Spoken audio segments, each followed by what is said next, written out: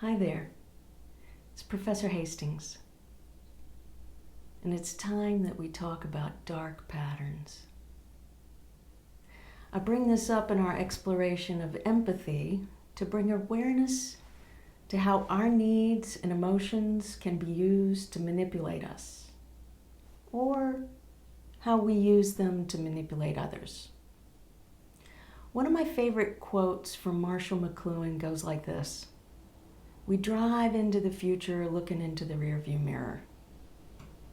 That quote seems to be playing out again and again with our technological inventions. We pay a steep price for the detriments we realize in hindsight. As usual, I'm going to come at this from different angles: the personal, the relational, the professional. First, let me explain the term. Dark patterns are user interface designs in software and websites that are designed to be intentionally deceptive. It's basically dishonesty and deception by design. The existing definitions point to purposeful deception, but I'd like to broaden this to include the accidental deception or unknowing deception and the accidental or unknowing derailment of people's attention, time, and money. This also includes the purposeful and accidental manipulation of human biology and emotions that hook into our neurology in devastating ways.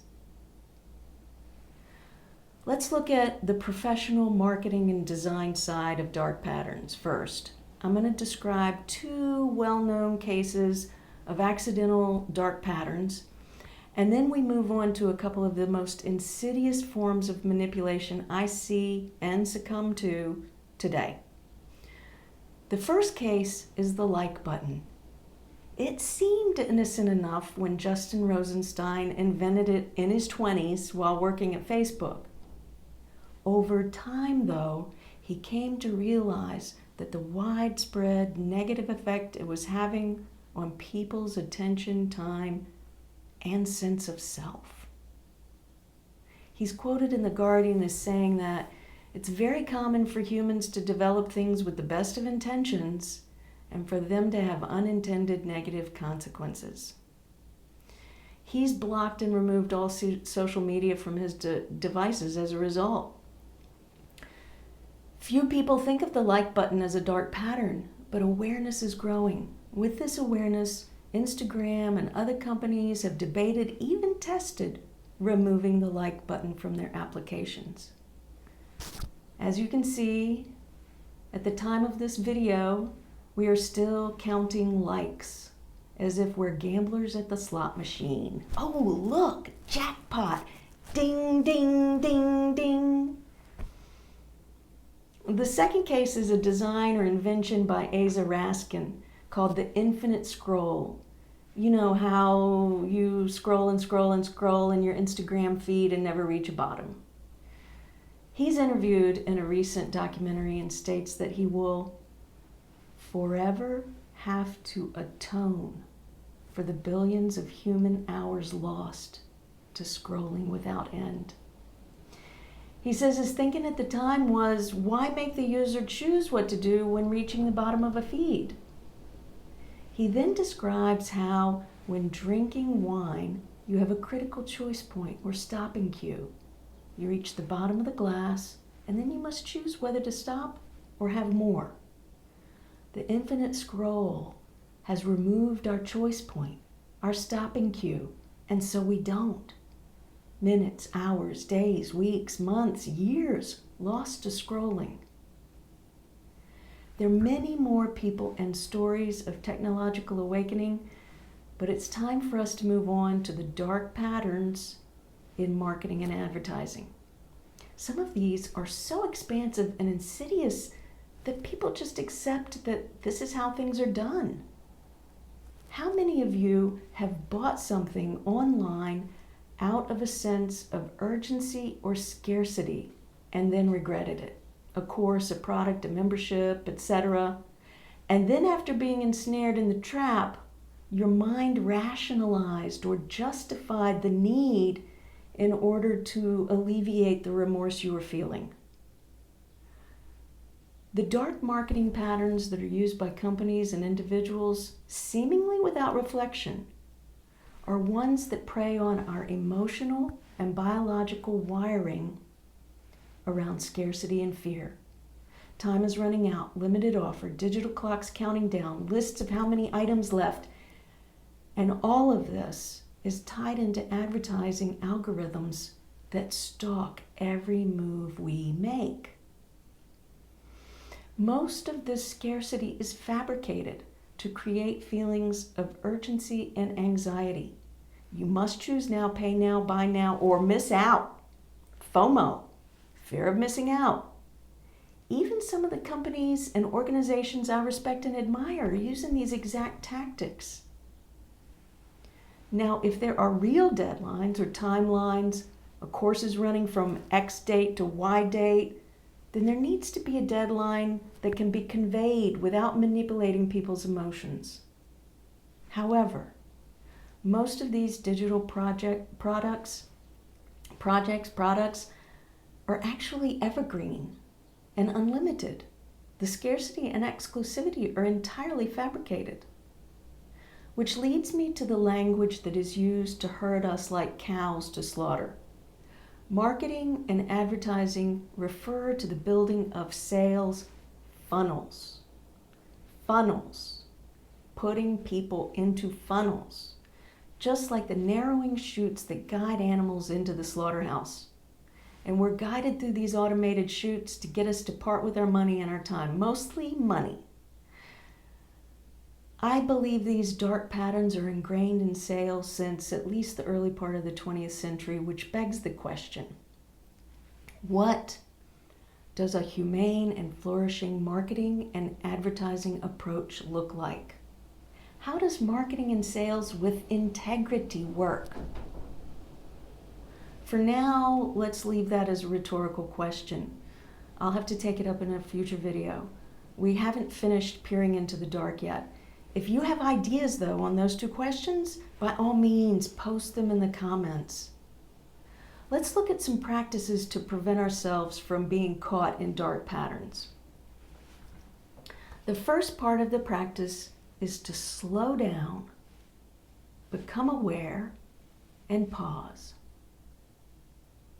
Slow down, become aware, and pause when you open an app or begin to scroll.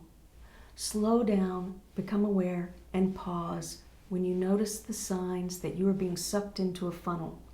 Slow down, become aware, and pause when your heart races at the time clock.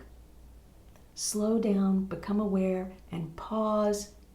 Then step away and make no decisions or purchases for 24 or 48 hours or a week. And if you're not given that amount of time, walk away completely.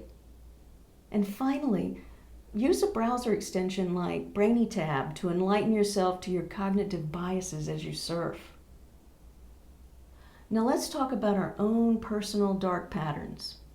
Yep, you heard me right. Each of us is running our own dark patterns every day with the people we work with and the people we love. This is my new name for it, dark patterns. I've mentioned them before in our traveling through empathy. These are blaming, analyzing, judging, lying, obscuring, demanding, manipulating, comparing, punishing, avoiding, denying, etc. The list goes on. In order to bring our own dark patterns into the light, we need to do shadow work.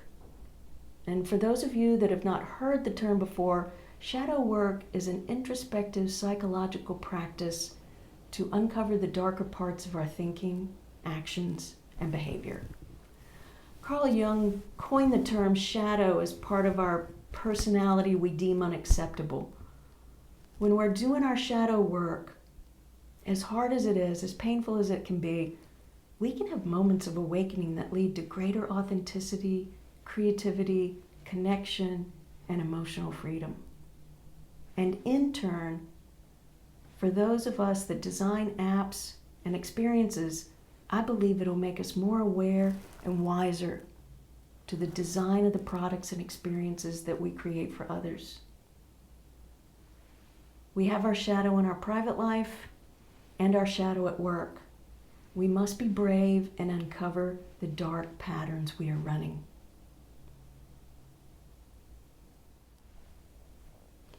We start by asking ourselves, where can I bring light to brighten my participation in all areas of my life? And accept that our own humanness is that we all have dark patterns. We are human and we all have dark patterns. This is not easy work, and it's best to have supports as we work through what we find, whether it's a guide, a group, a counselor, a course, or some other path out of the darkness. There's so much more here. I haven't even gotten to the dark patterns of the organizations we work in. Companies and organizations routinely operate out of a fear and scarcity mindset at all levels, and it is toxic for the people that work there. If we are brave and the leadership supports and allows for it, we can delve into the shadow of our teams and organizations. But first, and this is a big but, the basic human needs for security and safety must be met before progress can be made.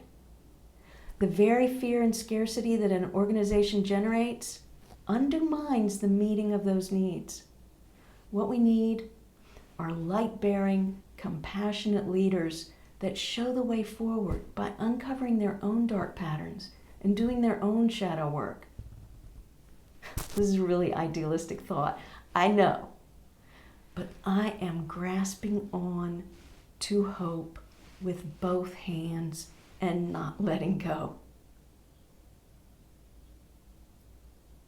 So, that's my Dark Patterns 101. I got to go off and work on some shadow work. Take care.